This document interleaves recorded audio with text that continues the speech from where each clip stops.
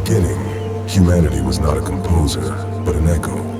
We listened to the music the world was already making, the sounds of all animals, including our own communication.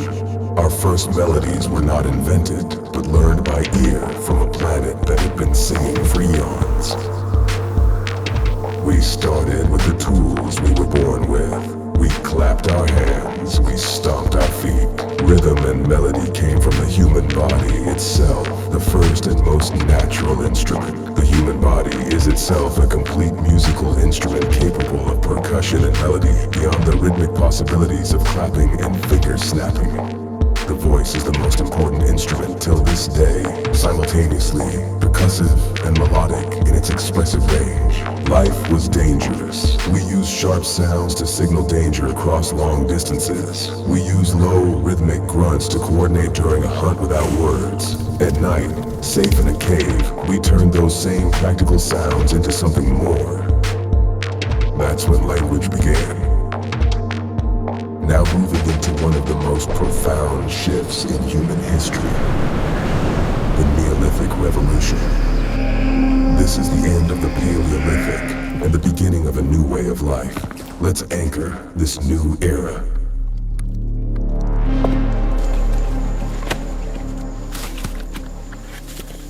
The big shift. From wanderers to settlers, we were hunter-gatherers.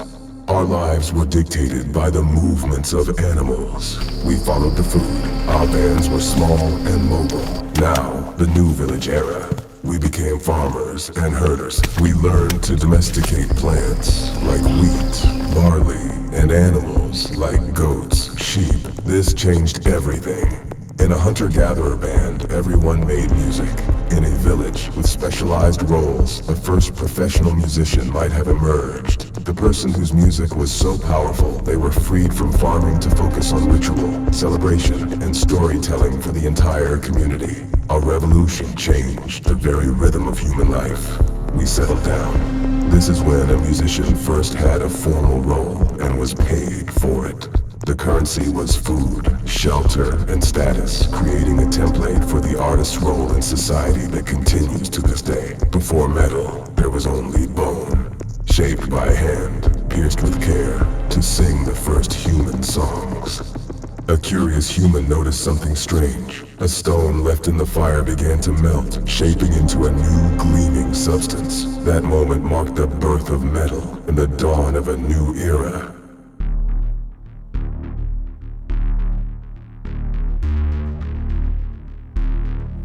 Now, of course, the age with knights in shining armor did not come right away. That was in the Middle Ages. Before that, we first had ancient Greece, then the Roman Empire. So let's go over these eras and how our relationship was with music back then. In ancient Greece, knowledge and beauty shaped a new world. Music echoed through marble courtyards where strings told stories of gods and heroes. And through sweat and stone, builders raised wonders that would stand for thousands of years. Rome rose from dust and ambition, cities built with precision, discipline, and vision. In arenas, man faced beast, courage tested before roaring crowds. From above, the empire stretched endlessly, a monument to order and power. An interesting time for humanity, filled with good and bad, as always. But that's in the past and will never come back. Like always, times change and empires fall. Legions marched, with drums and horns carrying the heartbeat of an empire. We move forward now into the medieval era, a time of beauty and darkness, and music walked us through it all. The instruments of that time reflected our everyday reality. The music, the clothing, the language, the architecture. It all matched. Everything was connected. Society had its order. Kings at the top, peasants at the bottom. We had a long way behind us. And our society changed a lot. There were two paths. The sacred, music composed for the church, performed in vast cathedrals. The secular, music performed for royalty and common folk in castles and taverns. In the royal courts, music became a symbol of power and refinement. The musician was no longer a community elder, but a skilled servant, an entertainer for kings and queens. Their job was to provide the soundtrack to feasts, tournaments, and religion, something important before the Industrial Revolution. The invention of the printing press, circa 1440. This was the second information revolution. The printing press did for music what it did for words. It allowed sheet music to be mass-produced. For the first time, a new song or symphony composed in Vienna could be accurately printed, shipped and played in Paris or London. It democratized music beyond the church and the royal court, creating a shared European-wide culture and paving the way for the celebrity composer like Mozart and Beethoven. Music was no longer a local event. It was becoming a universal language. The Industrial Revolution didn't just change how we made things. It changed how we made sound. Factories of industry became factories of culture. Precision engineering gave us new, complex instruments like the saxophone and modern piano. But the most profound invention was the one that could capture and replay sound itself. The gramophone. It stopped time itself, turning a fleeting performance into an object that could be held in your hand and heard forever. For all of history, music was a fleeting event, vanishing the moment it was born. A voice, a melody was alive, and then it was just a memory, but with the crackle of a wax cylinder and the spin of a black disc that changed forever. It did not just create sound, it stole it from time itself.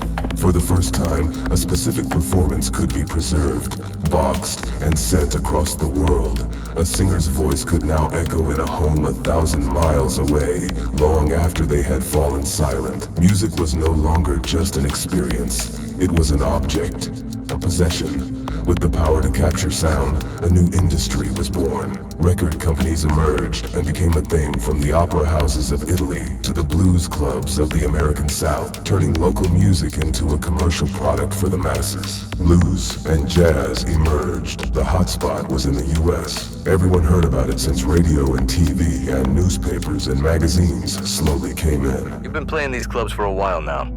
What's life like out here for a blues man? Life?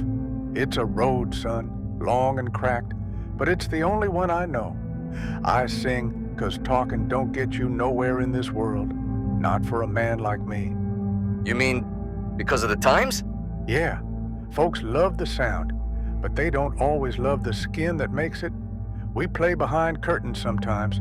Crowd don't even see us, just hearing the beat. But that beat, it keeps us alive. Tell us then, what keeps you going? The music, always. Jump blues got that fire. Makes people move, even when they don't wanna. I see folks forget their troubles for 2 minutes, maybe 3, and that's worth something. You see, when I'm singing, the world don't care what color I am. For a few bars, I'm free. Teenagers claimed rock and roll as their own. This wasn't their parents' music. It was a declaration of independence, and it shook the world. This was more than just a new genre. It was a cultural Big Bang. Rock and roll, born from the blues, country, and gospel, became the first true global youth language. It was raw, it was rebellious, and it was perfectly timed with the next technological leap, television. Now, the sound had a face. You didn't just hear Elvis Presley, you saw him. The Beatles weren't just a band from Liverpool. They were a phenomenon in a living room. The music video was born, and the visual identity of an artist became as important as the music itself. The rock star was now a god. The 80s came in. Bands could go beyond only acoustic instruments. Like in the 50s, after the psychedelic echoes of the 70s, the 80s came in fresh and with technological leaps. Everything changed in the 80s. It wasn't just about sound anymore. It was about image. MTV hit the scene in 1981, and suddenly, how you looked mattered as much as how you sounded. If the 60s and 70s were about peace and love, the 90s were about raw, unfiltered truth. The mainstream fractured, not into subcultures, but into entirely new continents of sound. Jump blues kinda jumped to old school hip-hop. It evolved from a street-level movement into the dominant global voice of youth, poetry, and protest. Heavy metal mutated from rock music and gave voice to a generation's internal rage. As synthesizers evolved, they split ways with the traditional way of being used on a stage. In a band, DJs emerged. No band members, no drums, no instruments, no vocalist. One person, a mixer, and the dance floor. Underground parties, people pushing knobs, and it became about keeping the crowd vibing to tracks. That's how rave culture was born. The turn of the millennium. A new digital frontier was opening, and music was its first settler. The sound itself became sleek, polished, and synthetic. Guitars were being processed. Voices were auto-tuned into perfect robotic perfection. It was the sound of technology itself. But as the world got more connected, the culture began to fracture. We weren't all listening to the same thing on the radio anymore. The internet gave us a universe of choice. You had your favorite artist in one tab, and 1,000 strange new sounds in the next. Then, around 2010, the shift was complete. The album, the grand statement of previous generations, was being dethroned by the single. The physical CD, a relic. Music was no longer something you owned in your hand, but a stream of data in the cloud. We were all listening, and we were no longer listening together. The shared soundtrack of a culture was fading into a billion private playlists. Now we're here, the future we dreamed of back then, but nobody prepared for. Music doesn't live in smoky clubs anymore. It's born in bedrooms, uploaded to clouds, and buried beneath algorithms. Music became cheap. Payment was microscopic for one single song. Money came from the monthly subscriptions, which was mostly motivated to stop the annoying ads. Popularity contest was the race. The question is, who wants to pay for something that is free? Then the age of AI began, and the situation became a mix of two things. First, the obvious. All the reason why is not good. But on the other side, it was starting to open doors for artists to help them make music too. From lyrics to music videos that would be impossible to finance for some people just like this video. I would not be able to make it without the help of AI. So it's safe to say that the key is in how we use it.